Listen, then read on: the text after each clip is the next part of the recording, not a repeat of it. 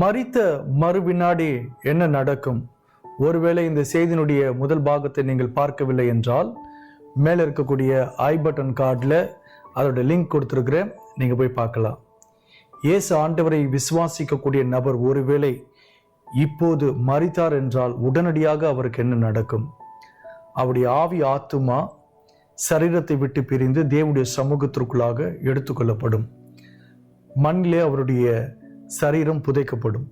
பின்பு கடைசி காலத்தில் இயேசு ஆண்டவருடைய வருகையின் போது மண்ணில் புதைக்கப்பட்ட சரீரம் மறுரூபமாக்கப்பட்டு மகிமையோடு கூட எழுந்திருக்கும். அப்படி எழுந்திருந்து பரலோகத்தில் இருக்கக்கூடிய ஆவி ஆத்மாவோடு கூட இணைந்து கொள்ளும். ஆனால் இந்த இடைப்பட்ட காலத்துல, அதாவது சரீரம் உயிர்த்தெழுகின்ற வரையிலும் ஆவி ஆத்மாவில் பரலோகத்தில் வாழக்கூடிய நபர்களுக்கு உருவம் இருக்குமா? அங்கே வாழக்கூடிய நபர்கள், இப்போது பரலோகத்தில் இருக்கக்கூடிய நபர்களுக்கு ஒருவரை ஒருவர் அடையாளம் காண முடியுமா? ஒருவேளை அவர்களால் அடையாளம் காண முடிந்தால் அவர்களுக்கு தற்காலிகமான சரீரம் கொடுக்கப்பட்டிருக்கிறதா? டெம்பரரி பாடிஸ், இல்லை என்றால் இன்டர்மீடியட் பாடிஸ் என்று சொல்கிறார்கள்.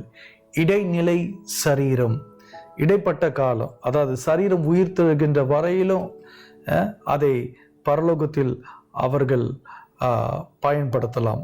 அப்படிப்பட்ட ஒரு சரீரம் அவர்களுக்கு கொடுக்கப்படுகிறதா? இதை குறித்து வேதம் என்ன சொல்லுகிறது என்பதை இந்த செய்தியில நாம பார்க்க போகிறோம். முதலாவது, மரித்து போன மோசேயை மறுரூப மலையில் இயேசு ஆண்டவருடைய சீடர்கள் எப்படி அடையாளம் கண்டு கொண்டார்கள்? இவருடைய சரீரம் இன்னும் உயிர் தெழவில்லை, அவருக்கு சரீரமும் இல்லை, ஆனாலும் அவரை அடையாளம் காண முடிந்தது. காரணம், ஆவி ஆத்மாவில் இருக்கக்கூடிய அவருக்கு அந்த சரீரத்திற்கு ஒரு உடல் அமைப்பு இருந்தது, ஒரு தோற்றம் இருந்தது.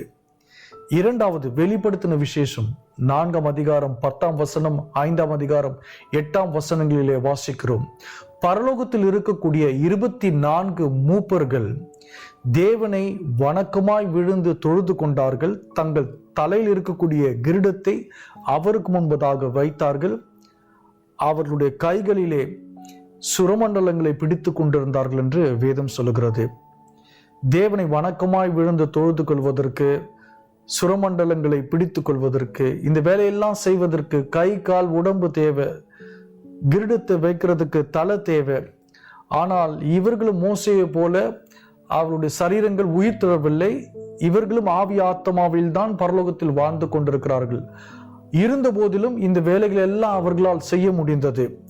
அதன் வழியாக இவர்களுக்கும் உடல் அமைப்பு இருக்கிறதை நம்மால் உணர முடிகிறது. மூன்றாவது, லூக்கா 16ஆம் அதிகாரம் 23-24 வசனங்களிலே வாசிக்கிறோம். மரித்து போன ஐஸ்வர்யவான் ஏறெடுத்து பார்க்க அவனுக்கு கண்கள் இருந்தது, ஆபிரகாமோடு பேச அவனுக்கு வாய் இருந்தது, அவன் பேசுவதை கேட்பதற்கு ஆபிரகாமுக்கு காதுகள் இருந்தது, தண்ணீரை தொடுவதற்கு லாசருக்கு விரல்கள் இருந்தது, அந்த தண்ணீரை கொடுத்தால் அதை சுவைப்பதற்கு ஐஸ்வர்யவானுக்கு நாக்கு இருந்தது. இதன் வழியாக நாம் என்ன தெரிந்து கொள்கிறோம்? இவர்களுக்கு சரீர அமைப்பு தோற்றம் மாத்திரம் கிடையாது, உடல் அங்கங்கள் மாத்திரம் கிடையாது, சரீரத்தினுடைய ஐம்புலன்களும் ஆவி ஆத்மாவில் செயல்படுகிறதை நம்மால் புரிந்து கொள்ள முடிகிறது. செவி, பேச்சு, பார்வை, சுவைத்தல், தொடுதல் என்று எல்லா சரீரத்தினுடைய ஐம்புலன்களும் ஆவி ஆத்மாவில் செயல்படுகிறதை நம்மால் பார்க்க முடிகிறது. ஆகவே இப்போது சரீரத்தை விட்டு பிரிந்து ஆவி ஆத்மாவில் பரலோகத்தில் வாழக்கூடிய நபர்களுடைய நிலை என்னவென்றால், அவர்கள் ஆவி ஆத்மாவில் வாழ்ந்த போதிலும் சரீரத்தினுடைய ஐம்புலன்கள் அதில் செயல்படுகிறது. அதுக்கு ஒரு உருவம் இருக்கிறது, ஒரு சரீர தோற்றம் அமைப்பு இருக்கிறது, உடல் அங்கங்கள் இருக்கிறது. அவர்களால் தொட முடியும், பேச முடியும், சுவைக்க முடியும். இந்த காரியத்தை குறித்து வேத அறிஞர்கள் மத்தியில் 2 விதமான கருத்துக்கள் இருக்கிறது. ஒன்று, இன்டர்மீடியட் பாடிஸ், அப்படி என்றால் இடைநிலை சரீரம், அதாவது சரீரம் புதைக்கப்பட்ட சரீரம் மரித்து புதைக்கப்பட்ட சரீரம் கடைசி காலத்துல உயிர்த்தெழும் இல்லையா? அது வரையிலும் ஆவி ஆத்மாவில் வாழக்கூடிய நபர்களுக்கு தேவன் தற்காலிகமான ஒரு சரீரத்தை கொடுக்கிறாரு என்பதுதான் இந்த முதல் கருத்து. இரண்டாவது, பெரும்பாலும் ஏற்றுக்கொள்ளக்கூடிய ஒரு கருத்து அது என்னவென்றால், ஆத்மாவிற்கு நம்முடைய சரீரத்தை போலவே தோற்றம் இருக்கும் என்பதுதான் அது. நம்முடைய ஹைட், வெயிட், நம்முடைய உடல் அங்கங்கள், நம்முடைய உருவம் எப்படி இருக்குமோ அதே போல சரீரத்தினுடைய அமைப்பு, உருவம் எப்படி இருக்குமோ அதே போல சேம் ரிசம்பிளன்ஸ் ஆத்மாவிற்கும் இருக்கும் என்று சொல்லுகிறார்கள். ஆகவேதான் லாசருக்கு விரல் இருந்தது, ஐஸ்வர்யவானுக்கு, இவர்கள் எல்லாம், இந்த 3 நபர்களும் மறுவாழ்வில் இருக்கிறார்கள், ஆவி ஆத்மாவில் வாழ்கிறார்கள். அதில் ஒரு நபர் நரகத்தில் இருக்கிறார், 2 பேர் பரதேசத்தில் இருக்கிறார்கள்.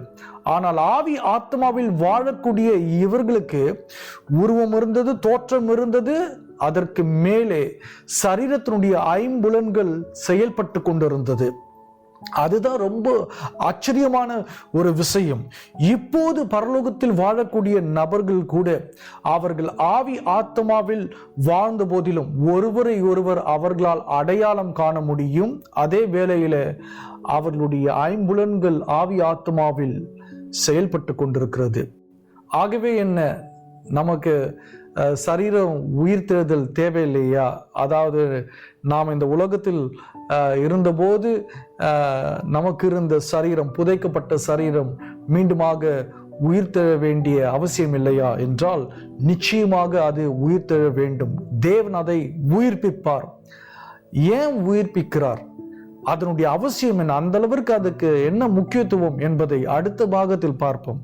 அது மாத்திரம் கிடையாது, நம்முடைய புதைக்கப்பட்ட சரீரம் உயிர்த்தெழும் போது அதனுடைய வல்லமை என்ன, அதனுடைய ஆற்றல் என்ன என்பதையும் நாம அடுத்த 3ஆம் பாகத்துல பார்க்கலாம். ஆமென். கிறிஸ்து ஆறுதலின் தேவன் ஊழியங்கள் கடந்த 20 ஆண்டுகளுக்கு மேலாக இயேசுவினுடைய நற்செய்தியை அநேகருக்கு அறிவிக்கும் பணியில் இருந்து வருகிறது. நீங்களும் எங்கள் மாதாந்திர கூட்டங்களுக்கு வந்து கலந்து கொள்ளும்படி அன்புடன் அழைக்கின்றோம். ஜெப விண்ணப்பங்கள் இருந்தால் எங்களை தொடர்பு கொள்ளலாம். இயேசு கிறிஸ்து கொடுக்கக்கூடிய ஆறுதலையும் ஆத்ம ரட்சிப்பையும் அநேகருக்கு பகிர்வோம். கர்த்தர் உங்களை ஆசீர்வதிப்பாராக.